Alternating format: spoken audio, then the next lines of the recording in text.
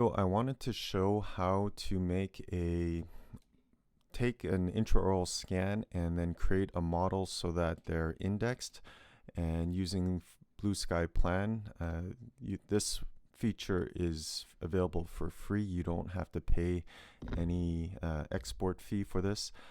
And if you don't use Blue Sky Plan, I would highly recommend to consider it for your implant planning and possibly other uses as well. It's quite powerful. It has a host of different implants available, so if there's a good chance that you might use one of these implants, and it's great for planning, importing your DICOMs, and doing simple implant cases for a single implant, or even doing full arch all on X type of surgeries.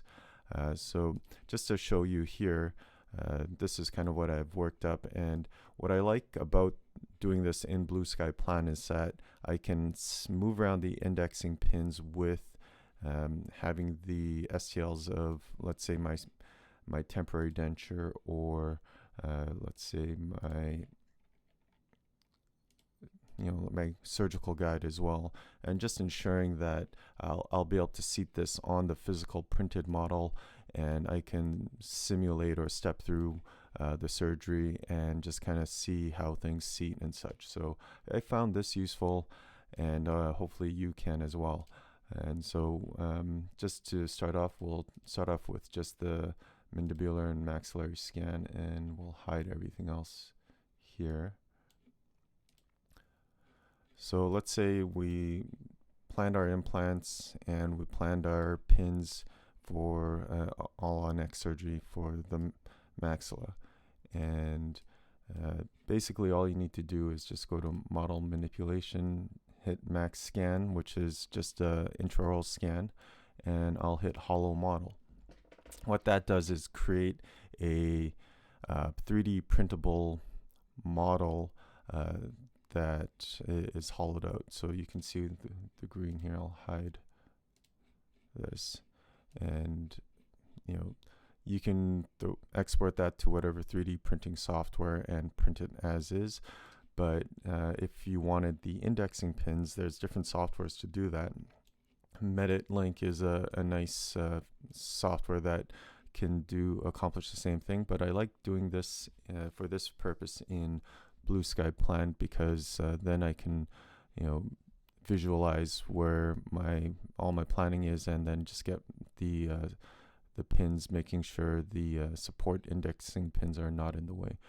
So the same thing for the man scan. I'll go to here, and same thing, just hit hollow model. That's kind of challenging to say at 6 in the morning here.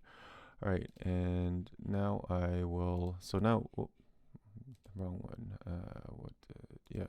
So now I have two models here, but in virtually they articulate just fine, but when I print them out and I try to articulate them, obviously they're not gonna articulate that well. And to correct that is just go into model manipulation. I want to add 4 articulating pins, and I want to use the max scan hollow, that's the green one here, and I want it to index against the manned scanned hollow, which we just made. And then I just hit add here, and as you can see, it puts these 4 indexing pins, but they're not in the ideal locations. One, I don't think this will fit on my SprintRay Pro 55 build plate for one, and these indexing pins are quite out there. So what you can do is hover over the pins, and using these arrows you can then relocate. Oh, not that one. I want to, yeah, this way, and move it this way here. And just for the purpose of making sure things aren't getting in the way, I will, let's say, use my surgical guide and my foundation guide, visualize those, and just make sure that if I need to drill a pinhole, this support pin isn't in the way, and also that you can see here, this if I printed all this out as is with this support beam, this would get in the way. So to correct that, I just move it to this way, and I can even thicken it. I just find these support beams can get a little weak, and so if there's a bit thicker, it's better that way. And yeah, so that helps correct that. And then all these support beams here, it takes a little while to change or toggle between them. You just have to hover and then use the globe to thicken the support beams. And here again, I can even lower it. And so these posterior implants, you can see the surgical guide goes all the way back there as well. Anyway, so this indexing pin here, I would like to move it over to this side. And while you're moving, you just want to make sure that these gray secondary support beams are touching the model, otherwise they won't print properly. So what I mean by that, if it's like something like this, I don't think it'll work out too well. You can see it all, the software tries to have everything pointing into the middle of the both the maxillary and mandibular model, and you just want to make sure that they're both touching to some degree.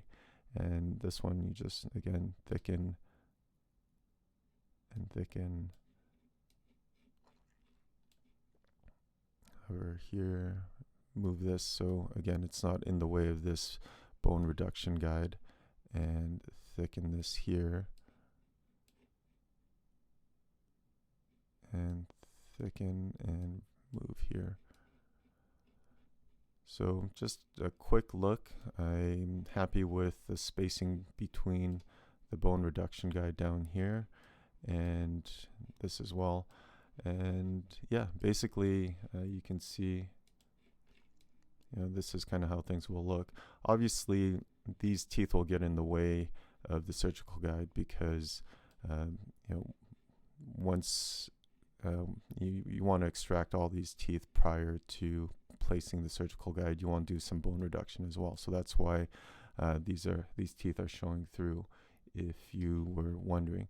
And just as simple as that, you just hit create articulation pins, and the software will then create 2 STL models, one for the max, one for the mand, with the indexing pins in them. And once that is completed, you just export it to your 3D printing software and print it using whatever resin you use to create the models. So let's see, it takes a bit of time, and well, there we go. Now we have the 2 models, and it shows up as MaxScan Hollow, which we had made before, but then it adds with pins and with pins. So you just export these 2. It doesn't cost any export fees from what I'm pretty sure, from what I recall. And then that way you can print these out and simulate the surgery on on the printed model. So what I would do, let's say for example, is I would take my pin guide here and I would seat it on this printed model, and just to make sure path of draw, everything fits well, and then drill in the 4 pins into the printed model. And then I take off the pin guide, and using just a lab handpiece and burr, I would remove all the teeth and reduce the bone to the level of where I need to. And I did that previously with this one here, so I'll hide this and show this. So if you can imagine, in the physical world, I would grind this away, and it does leave a kind of hollow space in there, but I'm not placing the implants, I'm more just kind of stepping through the surgery. And so at this point, I place in the surgical guide, which here, and I can, I'd pretend putting the drills in, making sure everything seats nicely, and the palatal rest stop is works out there. And then after I take that off, I would put on the temporary denture, which I planned, and just to make sure that things line up. And then what I would do, what I also like, because of doing this way, keep in mind these pins don't line up just because this tan colored model I made previously to the example I just showed you, but normally they would line up, obviously. And then what's nice about this is that in the physical world you can actually check the bite or adjust the bite of the temporary prosthesis after you've done the pickup with the temp cylinders. You bring it to the mounted models and you can check the bite and adjust it and try and dial in the occlusion as best you can outside of the mouth before you take it into the mouth, and then finalize your occlusion at that point. Yeah, so that's kind of a quick video on how to make mounted models, especially for all-on-X type surgeries. I find this way, not as sexy as MeditLink, where you can do articulated models and all these other things, but I think for the purposes of planning full arch cases, this is my preferred method. Hopefully this helps, and in future videos I hope to go over the whole process of making these foundation guides, temporary dentures, and surgical guides. And there's quite a powerful software. It just takes quite a bit to learn and get familiar with it. I know it can be a little overwhelming, but as I said before, the software is quite powerful. There's a lot you can learn and do and accomplish, and yeah, hopefully I can help you learn how to use this. And if you find this useful, please like and subscribe. If you have any questions, please ask in the comments. Thank you.